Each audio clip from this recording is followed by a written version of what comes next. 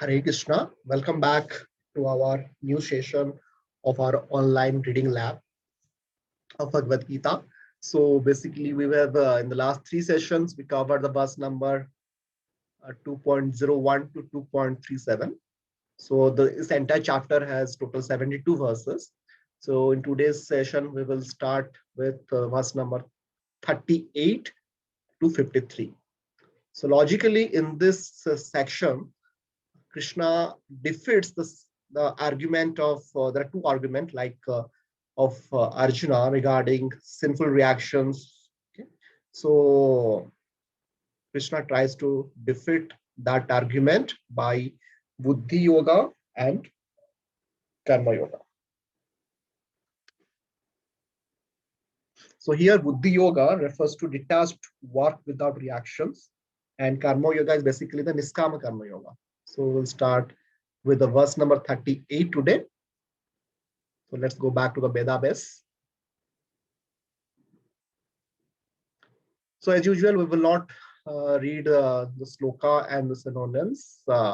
Rather, we will directly read the translation and purport in the interest of time. The translation, the verse number 2.38. Translation, do thou fight for the sake of fighting without considering happiness or distress, loss or gain, victory or defeat, and by so doing, you shall never incur sin. Purport. Lord Krishna now directly says that Arjuna should fight for the sake of fighting because he desires the battle. There is no consideration of happiness or distress, profit or loss, victory or defeat in the activities of Krishna consciousness. That everything should be performed for the sake of Krishna is transcendental consciousness. So there is no reaction to material activities. He who acts for his own sense gratification, either in goodness or in passion, is subject to the reaction, good or bad. But he who has completely surrendered himself in the activities of Krishna consciousness is no longer obliged to anyone, nor is he adapted to anyone, as one is in the ordinary course of activities. It is said, Devarshi Vutapan Ridam Pitradam Na Kinkara Nayam Rini Cha Rajan Sarvatmana Yah Sharanam Saranyam Gata Mukundam Parihita Kartam. Anyone who has completely surrendered unto Krishna, Mukunda, giving up all other duties, is no longer a debtor, nor is he obliged to anyone, nor the demigods, nor the sages, nor the people in general, nor kinsmen, nor humanity, nor forefathers. Bhagavatam 11.5.41. That is the indirect hint given by Krishna to Arjuna in this verse. And the matter will be more clearly explained in the following verses. So we will go to the next verse. That is your chapter 2, verse number 39. Translation. Thus far, I have described this knowledge to you through analytical study. Now listen as I explain it in terms of working without fruitive results. O son of Pratha, when you act in such knowledge, you can free yourself from the bondage of works. Purport. According to the Nirukti or the Vedic dictionary, Sankhya means that which describes things in detail. And Sankhya refers to that philosophy which describes the real nature of the soul. And yoga involves controlling the senses. Arjuna's proposal not to fight was based on sense gratification. Forgetting his prime duty, he wanted to cease fighting because he thought that by not killing his relatives and kinsmen, he would be happier than by enjoying the kingdom after conquering his cousins and brothers, the sons of Dhritarashtra. In both ways, the basic principles were for sense gratification. Happiness derived from conquering them and happiness derived by seeing kinsmen alive are both on the basis of a personal sense gratification, even at a sacrifice of wisdom and duty. Krishna therefore wanted to explain to Arjuna that by killing the body of his grandfather, he would not be killing the soul proper. And he explained that all individual persons, including the Lord himself, are eternal individuals. They were individuals in the past, they are individuals in the present, and they will continue to remain individuals in the future because all of us are individual souls eternally. We simply change our bodily dress in different manners, but actually we keep our individuality even after liberation from the bondage of material dress. An analytical study of the soul and the body has been very graphically explained by Lord Krishna. And this descriptive knowledge of the soul and the body from different angles of vision has been described here as Sankhya in terms of the Nirukta dictionary. The Sankhya has nothing to do with the Sankhya philosophy of the atheist Kapila. Long before the impostor Kapila's Sankhya, the Sankhya philosophy was expounded in the Srimad Bhagavatam by the true Lord Kapila, the incarnation of Lord Krishna, who explained it to his mother Devahuti. It is clearly explained by him that the Purusha or the Supreme Lord is active and that he creates by looking over the Prakriti. This is accepted in the Vedas and in the Gita. The description in the Vedas indicates that the Lord glanced over the Prakriti or nature and impregnated it with atomic individual souls.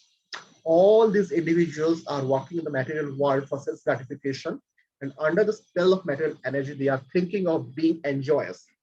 This mentality is dragged to the last point of liberation when the living entity wants to become one with the Lord. This is the last snare of Maya or sense gratificatory illusion. And it is only after many, many bars of such sense gratificatory activities that a great soul surrenders unto Vasudeva, Lord Krishna, thereby fulfilling the search after the ultimate truth. Arjuna has already accepted Krishna as a spiritual master by surrendering himself unto him. Sisyaste ham sadhimam tvam prapannam. Consequently, Krishna will now tell him about the working process in Buddhi Yoga or Karma Yoga, or in other words, the practice of devotional service only for the sense gratification of the Lord. This Buddhi Yoga is clearly explained in chapter 10, verse 10, as being direct communion with the Lord, who is sitting as Paramatma in everyone's heart. But such communion doesn't take place without devotional service. One who is therefore situated in the devotional or transcendental loving service to the Lord, or in other words, in Krishna consciousness, attains to this stage of Buddhi Yoga by the special grace of the Lord. The Lord says, therefore, that only to those who are always engaged in the devotional service out of transcendental love does he award the pure knowledge of devotion and love. In that way, the devotee can reach him easily in the ever blissful kingdom of God. Thus, the Buddhi Yoga mentioned in this verse is the devotional service of the Lord. And the word Sankhya mentioned herein has nothing to do with the atheistic Sankhya Yoga enunciated by the impostor Kapila. One should not therefore misunderstand the Sankhya Yoga mentioned herein as any connection with the atheistic Sankhya, nor did that philosophy have any influence during that time, nor would Lord Krishna care to mention such godless philosophical speculations. Real Sankhya philosophy is described by Lord Kapila in the Srimad Bhagavatam, but even that Sankhya has nothing to do with the current topics. Here, Sankhya means analytical description of the body and the soul. Lord Krishna made an analytical description of the soul just to bring Arjuna to the point of Buddhi Yoga or Bhakti Yoga. Therefore, Lord Krishna's Sankhya and Lord Kapila's Sankhya, as described in the Bhagavatam, are one and the same. They are all Bhakti Yoga. Lord Krishna said, therefore, that only the less intelligent class of men make a distinction between Sankhya Yoga and Bhakti Yoga. Sankhya Yoga Prithag Valaha Pravandanti Na Panditaha. Of course, atheistic Sankhya Yoga has nothing to do with Bhakti Yoga. Yet, the unintelligent claim that the atheistic Sankhya Yoga is referred to in the Bhagavad Gita. One should therefore understand that Buddhi Yoga means to work in Krishna consciousness in the full bliss and knowledge of devotional service. One who works for the satisfaction of the Lord only, however difficult such work may be, is working under the principles of Buddhi Yoga and finds himself always in transcendental bliss. By such transcendental engagement, one achieves all transcendental understanding automatically by the grace of the Lord. And thus his liberation is complete in itself without his making extraneous endeavors to acquire knowledge. There is much difference between work in Krishna consciousness and work for fruitive results, especially in the matter of sense gratification for achieving results in terms of family or material happiness. Buddhi Yoga is therefore the transcendental quality of the work that we perform. We will go to the next verse, that is your chapter 2, verse number 40. Translation. In this endeavor, there is no loss or diminution, and a little advancement on this path can protect one from the most dangerous type of fear. Purport. Activity in Krishna consciousness or acting for the benefit of Krishna without expectation of sense gratification is the highest transcendental quality of work. Even a small beginning of such activity finds no impediment, nor can that small beginning be lost at any stage. Any work begun on the material plane has to be completed, otherwise, the whole attempt becomes a failure. But any work begun in Krishna consciousness has a permanent effect, even though not finished. The performer of such work is therefore not at a loss, even if his work in Krishna consciousness is incomplete. 1% done in Krishna consciousness gives permanent results, so that the next beginning is from the point of 2%. Whereas in material activity without 100% success, there's no profit. Ajamila performed his duty in some percentage of Krishna consciousness, but the result he enjoyed at the end of was 100% by the grace of the Lord. There is a nice verse in this connection in Srimad Bhagavatam 1.5.17. Tyakva so dharmam charanam bhujam haret vajanam apakva dapatet tato yadi yatra kva vavadram abhut amushya kim ko varta apto bhajataham swadharmataha. If someone gives up his occupational duties and works in Krishna consciousness and then falls down on account of not completing his work, what loss is there on his part? And what can one gain if one performs his material activities perfectly? Or, as the Christians say, what profiteth a man if he gain the whole world, yet suffer the loss of his eternal soul? Material activities and their results end with the body, but work in Krishna consciousness carries a person again to Krishna consciousness, even after the loss of the body. At least one is sure to have a chance in the next life of being born again as a human being, either in the family of a great cultured Ramana or in a rich aristocratic family. That will give one a further chance for elevation.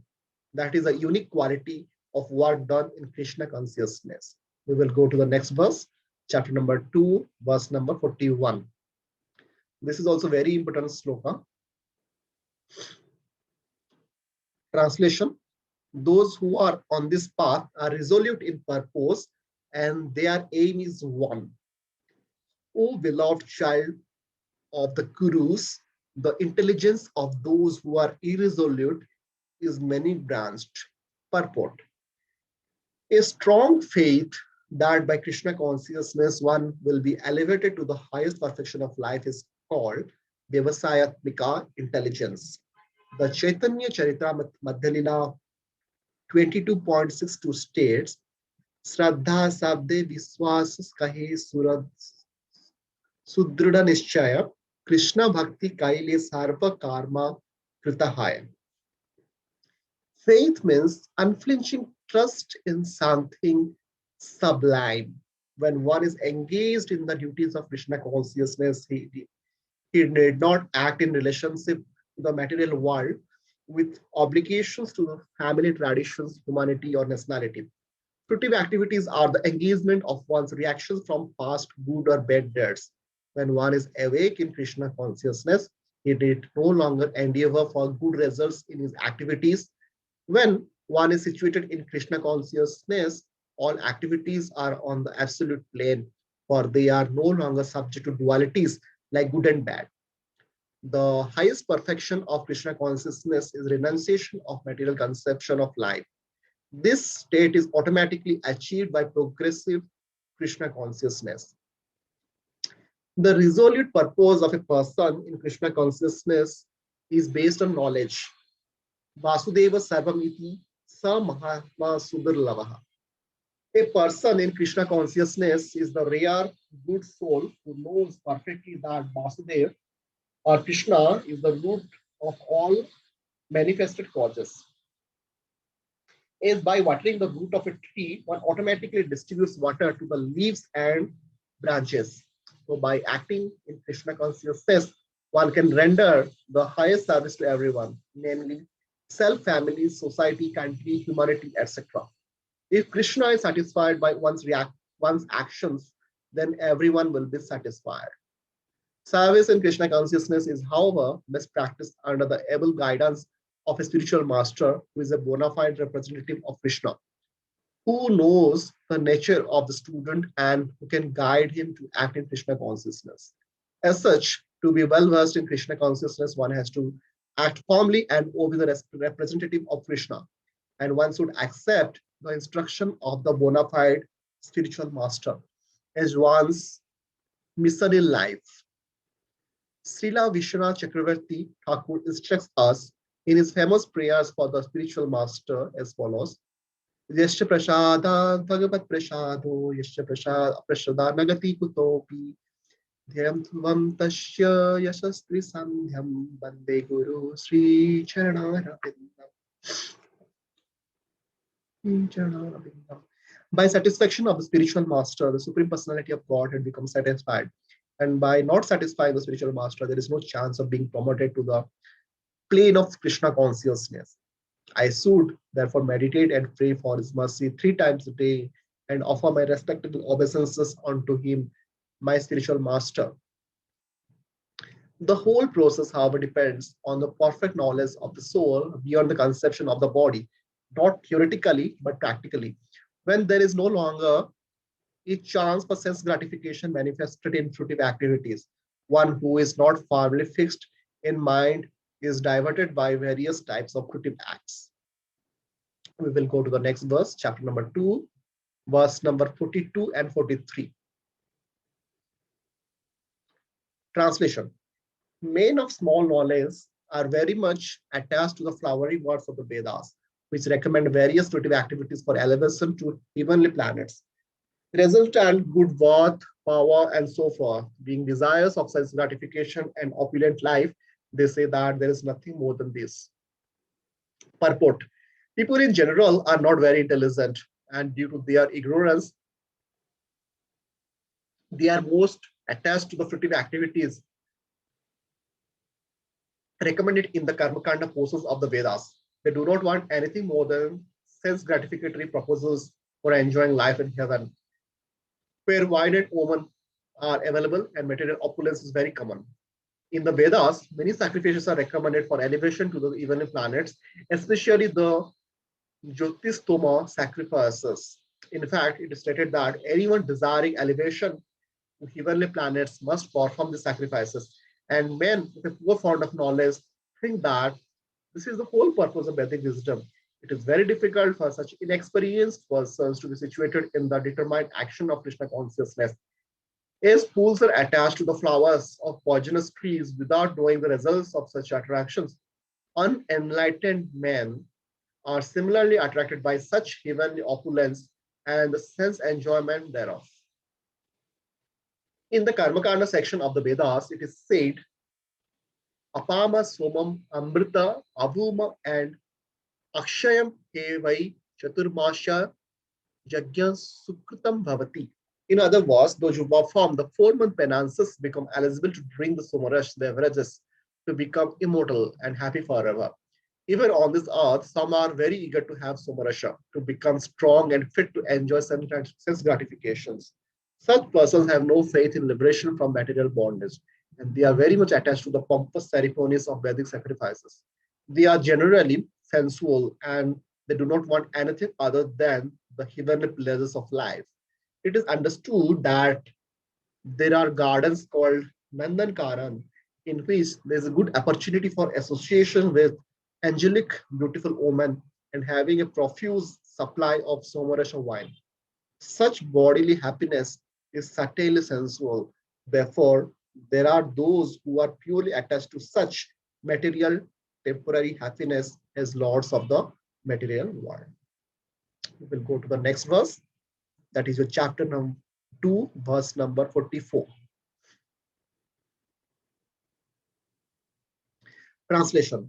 In the minds of those who are too attached to sense enjoyment and material opulence and who are bewildered by such things, the resolute determination for devotional service to the Supreme Lord doesn't take place. Purport.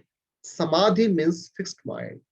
The Vedic dictionary, the Nirukti, says Samyag Adhyate Smin Atma Tattva Yathamyam.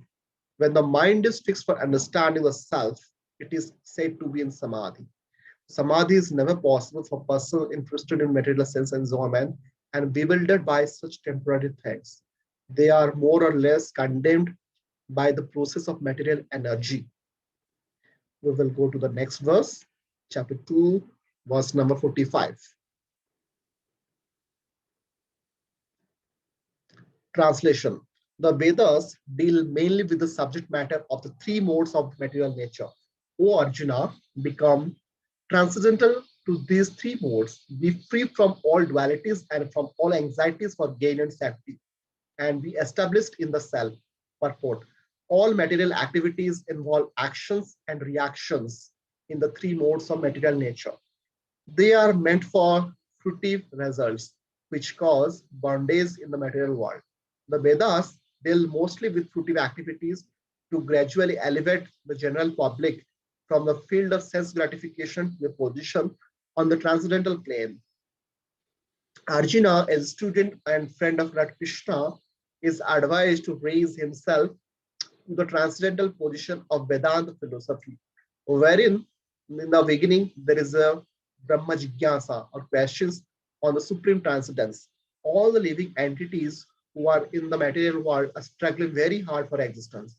For them, the Lord, after creation of the material world, gave the Vedic wisdom advising how to live and get rid of the material entanglement.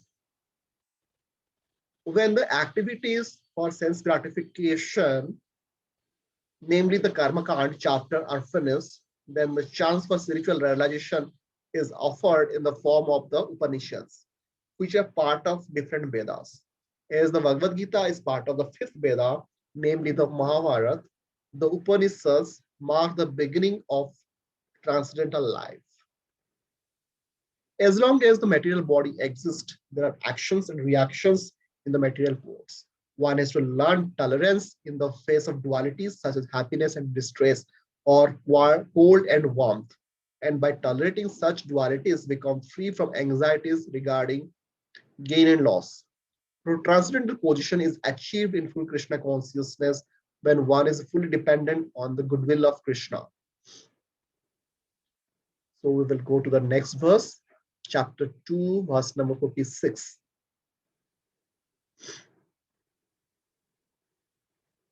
Translation. All purposes served by a small well can at once be served by a great reservoir of water.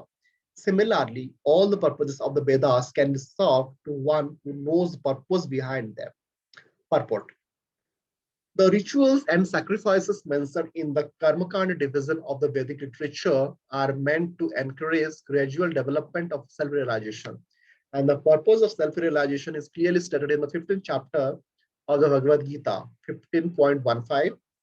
The purpose of studying the Vedas is to know Lord Krishna, the primeval cause of everything.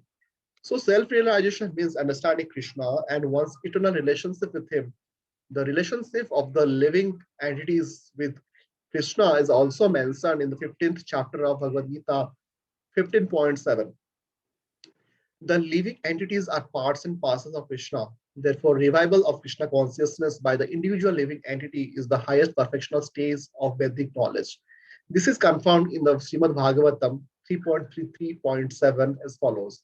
Ahavata swapacho to garyan yag hi kre vartate nam tubhyam tepus kapas te jurvis sasnu arya brahmanuchara narma kranti yete.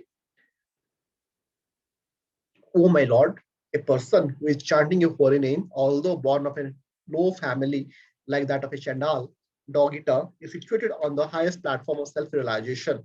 Such a person must have performed all kinds of penances and sacrifices according to the Vedic rituals and studied the Vedic literatures many, many times after taking his bath in all the holy places of pilgrimage. Such a person is considered to be the best of the Aryan family.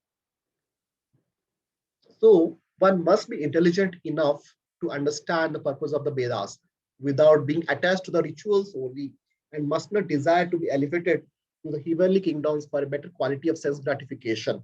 It is not possible for the common man in this age to follow all the rules and regulations of the Vedic rituals, nor is it possible to study all the Vedanta and Upanishad thoroughly. It requires much time, energy, knowledge, and resources to execute the purposes of the Vedas. This is hardly possible in this age. The best purpose of Vedic culture is served, however, by just chanting the holy name of the Lord, as recommended by Lord Chaitanya, the deliverer of all fallen souls. When Lord Chaitanya was asked by a great Vedic scholar, Prakashanand Saraswati, why he, the Lord, was chanting the holy name of the Lord like a sentimentalist instead of studying Vedanta philosophy, the Lord replied that his spiritual master had found him to be a great fool and thus asked him to chant the holy name of the Lord Krishna. He did so and became ecstatic like a madman. In this age of Kali, most of the population is foolish and not adequately educated to understand Vedanta philosophy. The best purpose of the Vedanta philosophy is served by inoffensively chanting the holy name of the Lord.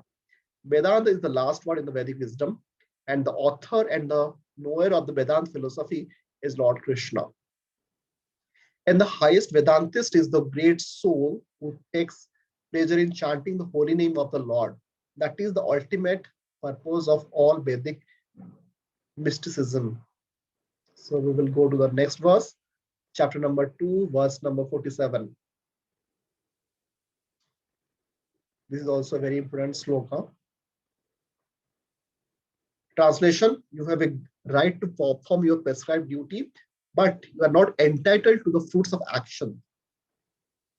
Never consider yourself the cause of the results of your activities and never be attached to not doing your duty. Purport. There are three considerations here: prescribed duties, capricious work, and inaction. Prescribed duties are activities enjoined in terms of one's acquired modes of material nature. Capricious work means actions without the sanction of authority. And inaction means not performing one's prescribed duties. The Lord advised that Arjuna not be inactive, but that he perform his prescribed duty without being attached to the result. One who is attached to the result of his work is also the cause of the action. Thus, he is the enjoyer or sufferer of the result of such actions. As far as prescribed duties are concerned, they can be fitted into three subdivisions, namely routine work, emergency work, and desired activities. Routine work, performed as an obligation in terms of the scriptural injunctions without desire for results, is action in the mode of goodness. Work with results becomes the cause of bondage. Therefore, such work is not auspicious. Everyone has his proprietary right in regard to prescribed duties, but should act without attachment to the result. Such disinterested obligatory duties doubtlessly lead one to the path of liberation. Arjuna was therefore advised by the Lord to fight as a matter of duty without attachment to the result. His non-participation in the battle is another side of attachment. Such attachment never leads one to the path of salvation. Any attachment, positive or negative, is cause for bondage. Inaction is sinful. Therefore, fighting as a matter of duty was the only auspicious path of salvation for Arjuna. We will go to the next verse, chapter number 2, verse number 48. Translation. Perform your duty equipoised, O Arjuna, abandoning all attachment to success or failure. Such equanimity is called yoga. Purport. Krishna tells Arjuna that he should act in yoga. And what is that yoga? Yoga means to concentrate the mind upon the Supreme by controlling the ever disturbing senses. And who is the Supreme? The Supreme is the Lord. And because he himself is telling Arjuna to fight, Arjuna has nothing to do with the results of the fight. Gain or victory are Krishna's concern. Arjuna is simply advised to act according to the dictation of Krishna. The following of Krishna's dictation is real yoga, and this is practiced in the process called Krishna Consciousness. By Krishna Consciousness, only can one give up the sense of proprietorship. One has to become the servant of Krishna or the servant of Krishna. That is the right way to discharge duty in Krishna Consciousness, which alone can help one to act in yoga. Arjuna is a Kshatriya, and as such, he is participating in the Varnashrama Dharma institution. It is said in the Vishnu Puran that in the Varnashram Dharma, the whole aim is to satisfy Vishnu. No one should satisfy himself, as is the rule in the material world. But one should satisfy Krishna. So unless one satisfies Krishna, one cannot correctly observe the principles of Varnashram Dharma. Indirectly, Arjuna was advised to act as Krishna told him. We will go to the next verse, chapter number 2, verse number 49.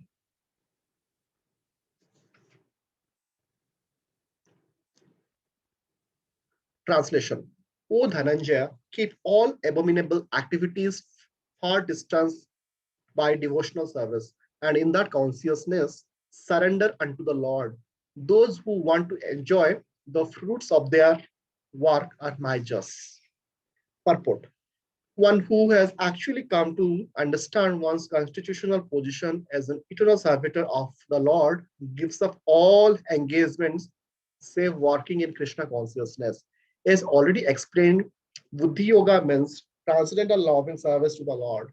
Such devotional service is the right course of action for the living entity. Only Majas desire to enjoy the fruit of their own work, just to be further entangled in material bondage. Except for work in Krishna consciousness, all activities are abominable because they continually bind the worker to the cycle of birth and death. One should therefore never desire to be the cause of work. Everything should be done in Krishna consciousness for the satisfaction of Krishna. Majas do not know how to utilize the assets of riches which they acquire by good fortune or by hard labor. One should spend all energies working in Krishna consciousness, and that will make one's life successful. Like Majas, unfortunate persons do not employ their human energy in the service of the Lord.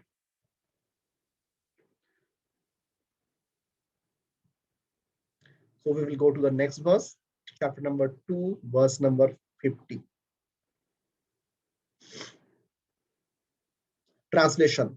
A man engaged in devotional service rids himself of both good and bad reactions, even in this life. Therefore, strive for yoga, which is the art of all work. Purport. Since time immemorial, each living entity has accumulated the various reactions of his good and bad work. As such, he is continuously ignorant of his real constitutional position. One's ignorance can be removed by the instruction of the Bhagavad Gita, which teaches one to surrender unto Lord Sri Krishna in all respects and become liberated from the chained victimization of action and reaction, birth after birth. Arjuna is therefore advised to act in Krishna consciousness, the purifying process of resultant action. We will go to the next verse, chapter number 2, verse number 51.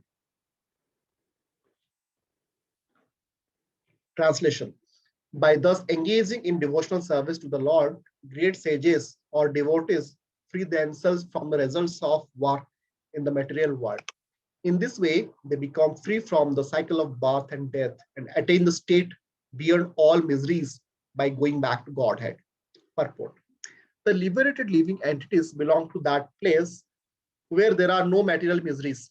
The Bhagavatam 10.14.58 says, Samashrita ye padapallava plabam mahat padam punya yasho murare bhavam budhir vasya padam param padam padam padam yad vipadam na tesam.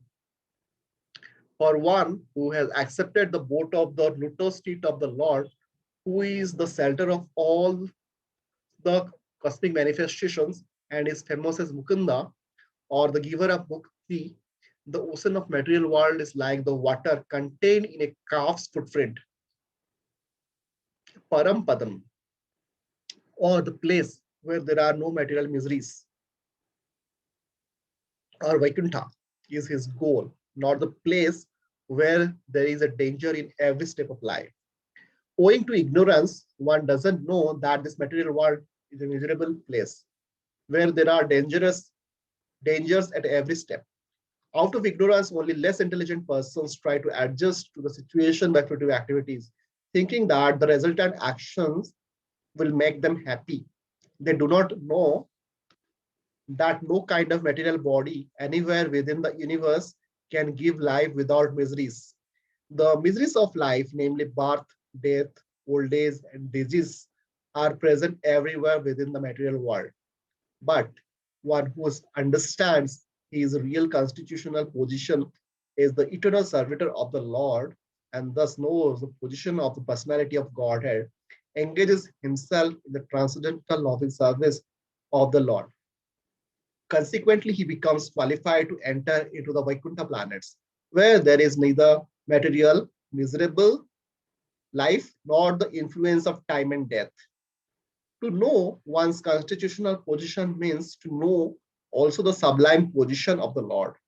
One who wrongly thinks that the living entity's position and the Lord's position are on the same level is to be understood to be in darkness and therefore unable to engage himself in the devotional service of the Lord. He becomes a Lord himself and thus paves the way for the repetition of birth and death. But one who, understanding that his position is to serve, transfer himself to the service of the Lord, at once becomes eligible for Vaikuntha Lok. Service for the cause of the Lord is called Karma Yoga or Buddhi Yoga, or in plain words, devotional service to the Lord. So here the definition of Karma Yoga or Buddhi Yoga is defined. Now we will go to the next verse, chapter number 2, verse number 52. Translation.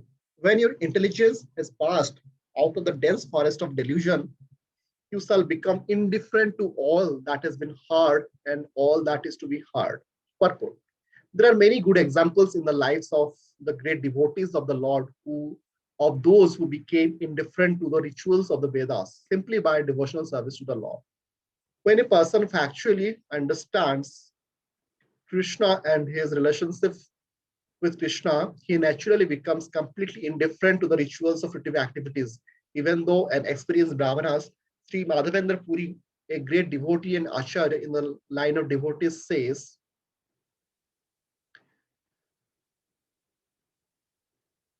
Sandhya Vandana Bhadram Astu Bhavata Vo Shnana Tubhyam Namo Vo Devaha Pitrasas Cha Tarpana Tidho Naham Krish Khyama Shyamataham Yatra Kvapi Nishadya Yadava Kulatamasya Kamsha Dishaha Smaranam Smaranam Agam Arami Tad Alam Manyakim Anyename. Oh, my prayers 3 times a day, all glory to you. O Bathing, I offer my obeisance unto you. O demigods, O forefathers, please excuse me for my inability to offer you my respects. Now, wherever I sit, I can remember the great descendant of the Yadu dynasty, Krishna, the enemy of Kansa, and thereby I can free myself from all sinful bondage. I think this is sufficient for me. So this is said by Sri Madhavendra Puri. The Vedic rites and rituals are imperative for neophytes, comprehending all kinds of prayers 3 times a day, taking a bath early in the morning, offering respect to the forefathers, etc. But when one is fully in Krishna consciousness and is engaged in his transcendental loving service, one becomes indifferent to all those regulative principles because he has already attained perfection. If one can reach the platform of understanding by service to the Supreme Lord Krishna, he has no longer to execute different types of penances and sacrifices as recommended in revealed scriptures. And similarly, if one has not understood that the purpose of the Vedas is to reach Krishna and simply engages in the rituals, etc., then he is uselessly wasting time in such engagements. Persons in Krishna consciousness transcend, transcend the limit Sabda Brahma, or the range of the Vedas and Upanishads. Now we will go to the next verse, that is chapter number 2, verse number 53. Translation.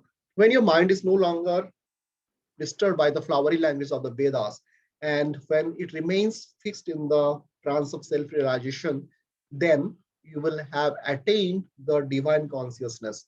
Purport. To say that one is in samadhi is to say that one has fully realized Krishna consciousness. That is, one in full samadhi has realized Brahman, Paramatma, and Bhagavan. The highest perfection of self-realization is to understand that one is eternally the servitor of Krishna and that one's only business is to discharge one's duties in Krishna consciousness. A Krishna conscious person or unflinching devotee of the Lord should not be disturbed by the flowery language of the Vedas, nor be engaged in fruitive activities for promotion to the heavenly kingdom. In Krishna consciousness, one comes directly into communion with Krishna, and thus all directions from Krishna may be understood in that transcendental state. One is sure to achieve results by such activities and attain conclusive knowledge. One has only to carry out the orders of Krishna or his representative, the spiritual master. So we'll stop here in this section number 4. So basically, just to now we'll go back to our mind map, where exactly we'll try to summarize whatever we studied from verse number 38 to 53 of the chapter 2. So we will go to the next in this section, we'll just try to summarize. So basically here we have learned karma and jnana. They are combined together here in this section. So to engage in the transcendentalist in the work with knowledge. So one important theme here, what we understood in Bhagavad Gita is the question whether to renounce work or use one's intelligence to discriminate between spirit and matter, or to work without attachment to the fruits. So these questions will be asked by Arjuna in the beginning of 3rd, 5th, and 18th chapter. So we have to remember this. It is a linkage to the chapter number 3, chapter number 5, and chapter number 18. So in this, in the beginning of the chapter, Arjuna will be asking same question again. Krishna gives a brief explanation of Buddhi Yoga, that is referred as a working without attachment to the fruits. Krishna also shows how attachment to sense enjoyment and material opulence, which is given as in the Karma Kanda section of the Vedas, it is an obstacle to the determination in the devotional service. Whatever we have seen in this couple of verses. So he advises Arjuna to transcend the Vedas by performing prescribed duties without any attachment to the fruits. So by Buddhi Yoga, one becomes indifferent to the Vedic rituals, gains freedom from sinful reactions, attains liberation from the cycle of birth and death, and goes back to Godhead. So here in this section, basically, Lord Krishna thus defeats Arjuna's argument of fear of sinful reactions. Okay, so Arjuna has a argument that there is sin occurred by killing his relatives. So Krishna defeats that Arjuna's argument here of fear of sinful reactions in this particular section. So in the next section, we will recite from we'll study from verse number 54 to 72. That is the last section of the chapter number 2. That is the contents of the Gita summarized. So we will stop here. Hare Krishna.